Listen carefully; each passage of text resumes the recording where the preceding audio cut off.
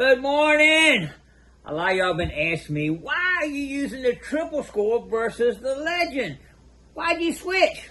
All right, I'm going to tell you the story behind that. First, y'all know why I went to the legend.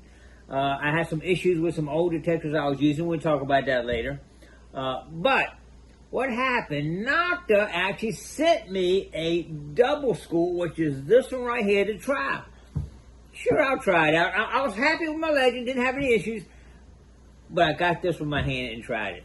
And I liked it. It wasn't a lot of difference between the depth and response and all of it, but I started liking it. I said, daggone, this is pretty good. I said, I wonder if the triple score is even better than the double score. So I personally bought a triple score to try it out. I said, I got to try it. I mean, I like the double. I found gold with it. It was working good for me. I got to try the triple score, so I bought the triple score. I liked it. The only main difference was some of the controls were different on it and all, but not a lot of difference in the depth. It had about the same as the double score, but I started using it regularly. Like y'all know, once you get used to a machine, you want to keep using it. I mean, each machine has its own nuances of how it responds, how it reacts to different things, bottle caps and different things. So you get used to the machine, you want to keep using it. So I kept using the triple score. Now, y'all seen me be using it over a year probably now, something like that. And I've really enjoyed it. I mean, I don't have any issues with it. I've been using the Nokta products now for years. And I just recently had one coil go. I got 5 of them. 6. I had one coil go out recently. I'm still in the process of getting that one replaced. But they're really solid built machines. One thing that I was really impressed with the Noktas was their build. And that is the shafts, carbon fiber. I've never had a tab coil break, which y'all know my old machine. Everyone broke on it. I like the machine has mounted the head and all the handles. I never had a problem with the armrest, which y'all know had problem with armrest on one of the other machines. So they've been really good.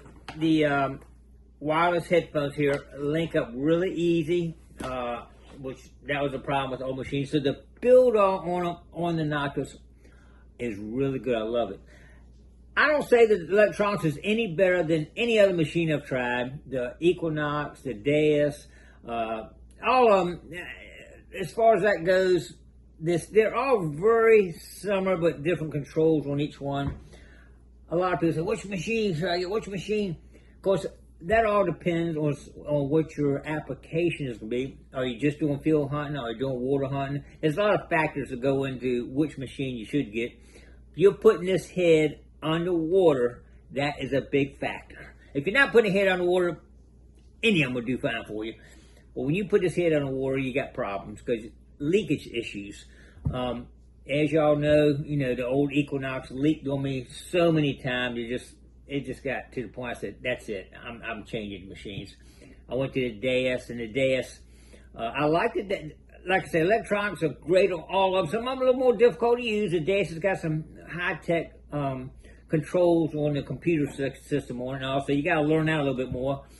But great machine. But I did not like a couple things. One, the coil, you got to charge your coil separately because it's got to transmit through a wire that you have to put on the coil that runs up, and the wire mounts to the back of the head, little control pod. And that thing sometimes would fall off, and it got corroded on mine. And I forgot.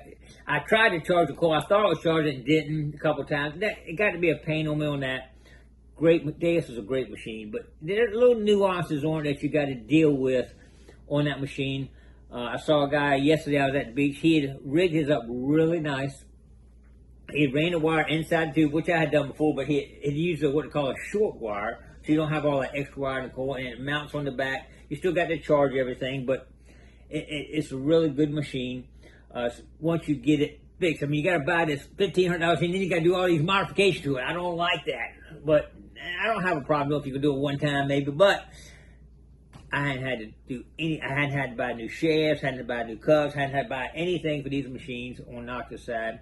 They're really built solid. So that's one thing I like about Nokta, and they're good response to you when you talk to them. So I do like that part of it.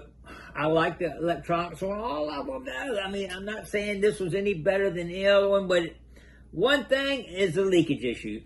I've not had and not heard of any of these leaking once you put the head underwater. The Manicore, John Boy is now using the Manicore, and he loves it, but they do leak. There's an issue. I've had my friend Chris, y'all know his leak. There's a guy down at Detector, his leak. They sent him a new one, and the new one leaked within an hour. So, I mean, there are issues. You could get that one and say, okay, I'll just keep replacing it until I get a good one. Because what happens sometimes, like when I have an Equinox, you might get one that lasts a year, then you might get one that lasts one day. You just don't know how long they're going to last. But if you're comfortable with the machine, you can deal with sending it back and forth, because it's under warranty for X amount of years, so you can always get another one. But it is a pain having to ship things back, and they do make you pay to ship it back. I shipped I don't know how many back and had to pay for that myself out of pocket, so that ends up costing you. I don't know, what's the bottom line here? Get a machine you like and go for it. If you're putting a head on the water, take into consideration that certain ones leak more than others. So anyway, that's all I can say. Anyway, I want to kind of give you all a breakdown of how I went from the double score to the triple score. Now I'm probably going to go back to the legend again. I'm probably going, and it takes a little bit of time to get the little nuances. Each machine's different, so it'll take me a little bit of time to get back used to the legend, but it won't take me long. I actually have 3 legends I purchased, so we'll be going back to that one. I always keep a backup. Somehow it didn't charge, or you get out there and somebody runs over the car and breaks. You got to have a backup for any reason. You always need a backup out there in the water. So we're gonna go ahead and go back. You might see me start. You might see I might jump back and forth. I don't know, but you probably see me getting more used to the legend. Once I get one machine, I like it.